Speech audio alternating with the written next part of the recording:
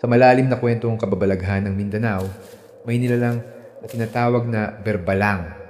Hindi ito karaniwang aswang na umiinom ng dugo, kundi isang kakaibang halimaw na sinasabing lumilipad sa gabi upang sumisid sa kaluluwa ng mga tao. Ayon sa alamat, unang naitala ng mga manlalakbay noong 18 siglo ang mga kwento tungkol sa berbalang sa bayan ng Cagayan de Sulu. Inilarawan ito bilang nilalang na may malapaniki ang pakpak at mahaba ang dila. Lumalabas lamang tuwing gabi upang hanapin ang espiritu ng mga natutulog.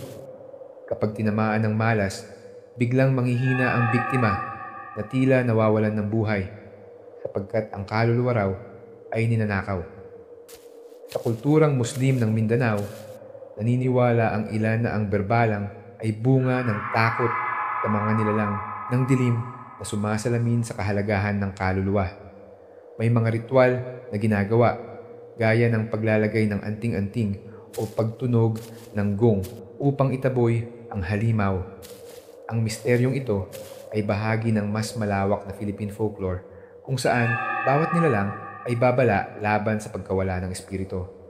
Kung totoo nga ang kumakain ng kaluluwa ang berbalang, baka kaya nag-ugat ang paniniwala na may mga multo at aswang na gumagala sa gabi.